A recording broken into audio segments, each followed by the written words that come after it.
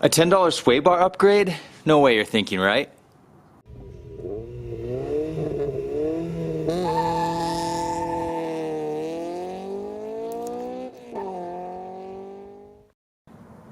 Well, it's true, but the price might be a little skewed. Now, the sway bar in question, this is off a 9093 Integra. DA models, as most of you know it.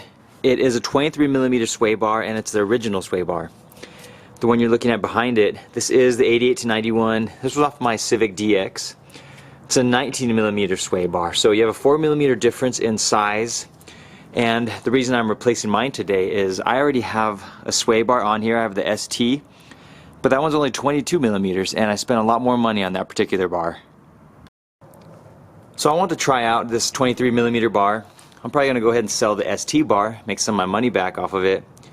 And I shouldn't have any problems with this. The 1mm difference might help a little bit. I'm sure it won't be a huge difference from what I can feel on the car. But had I known this fit in the first place, I would have done this mod a long time ago. I only paid $9.99 for the sway bar at the junkyard. But I went ahead and splurged a little bit more because I wanted urethane bushings for the sway bar. I wasn't going to use the stock rubber ones. These are all torn up and they just don't provide the same support any longer.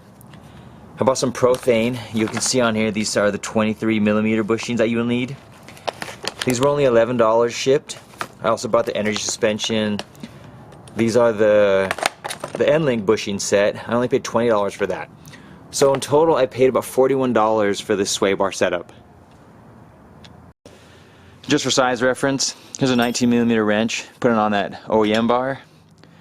22mm wrench. I'm using a 22 because I don't own a 23 and I've never used a 23 on any bolt or nut on any of these Hondas. 22 doesn't fit. Let you know the size variation from one bar to the next. Once I get the ST bar pulled off, I'll fit this one over that one just to see the 22 sizing on it as well. And right here I laid the DA bar on top of the EF bar.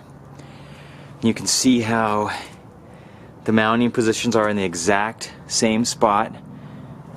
Let me slide up and back a little bit so you'll see exactly that this bar will fit perfectly on any 88 to 91 Civic and CRX chassis. Now here's my biggest gripe about that ST bar.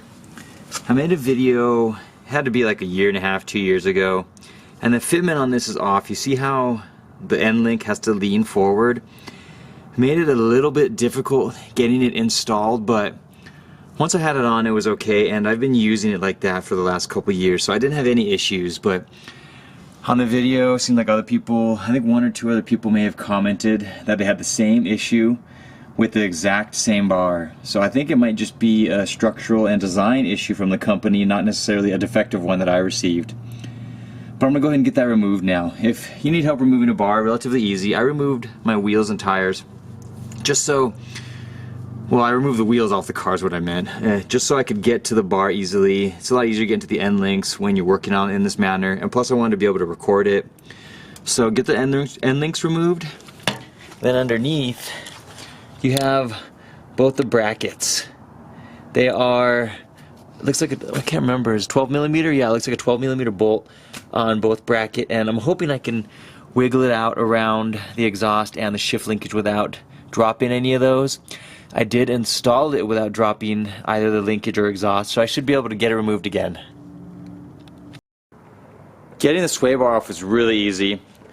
Just disconnect the N-Links and the sway bar brackets and you are able to slide it out without removing the exhaust or shift linkage.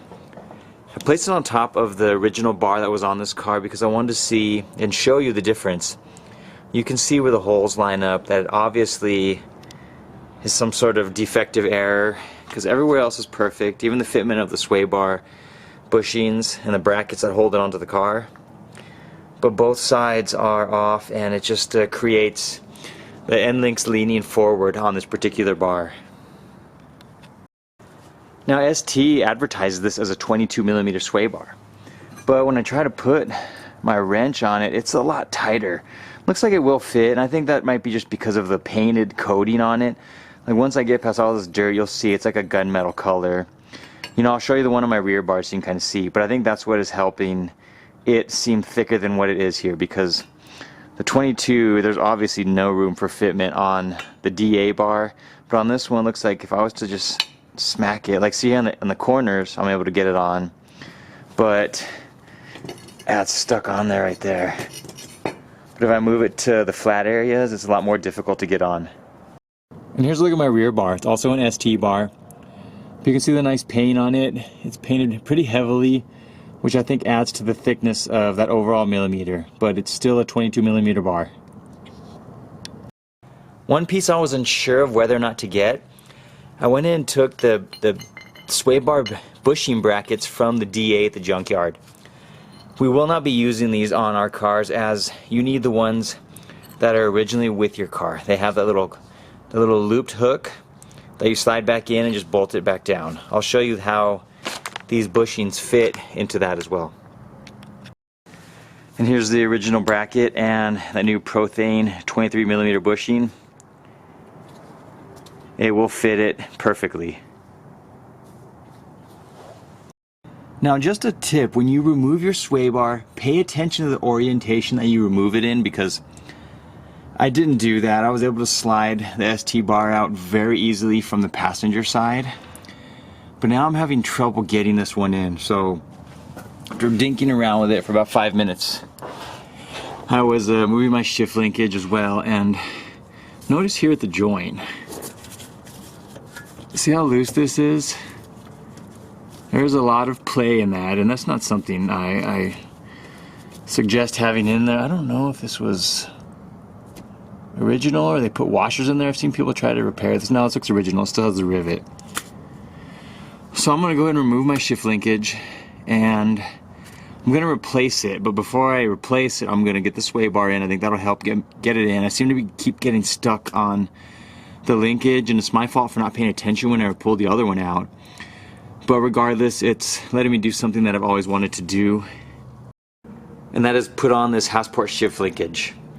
Got this off a donor car a while back. It's been sitting in my garage for the longest time, and I've had it in there with the intention of putting it on the track car. But now I have the opportunity to do so, so I'm going to get that swapped out very quickly before I attempt to get the sway bar back in there. And if you're interested, here's a look at that shift linkage. You can see all the play there is in between this joint now, where it shifts around. I'm sure that's detrimental to the transmission itself. And also, this is a cut and welded one. You can see how it's cut right here and welded back together. Right here is a very sloppy job. It was like that on a swap that I received before. I haven't had any issues with it, but still, it's not the cleanest job that they could have done. So I'm gonna swap that over real quick and finish up the sway bar. And here it is, bolted back up completely, all finished up.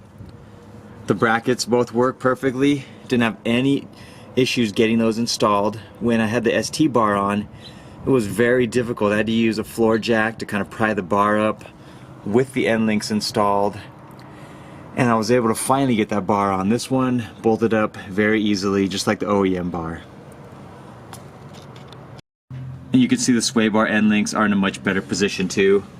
Looks like they slightly lean forward, but it's far better than it was with the ST bar. It is by no means off, and it wasn't difficult to get installed. Okay, and one last tip. I was about to lower the car, and I wanted to make sure that the shifter was shifting fine, and I was having trouble getting it into first and second gear, because when you pull the shifter close to your seat, the shift linkage actually spins this way and it shoots out a little bit. So it was too close to the sway bar and it was rubbing on there. I went ahead and lowered the bar, and I was able to bend it where the joint is here. I actually bent it back that way, so it pulled it off by maybe about a ½ inch from the bar.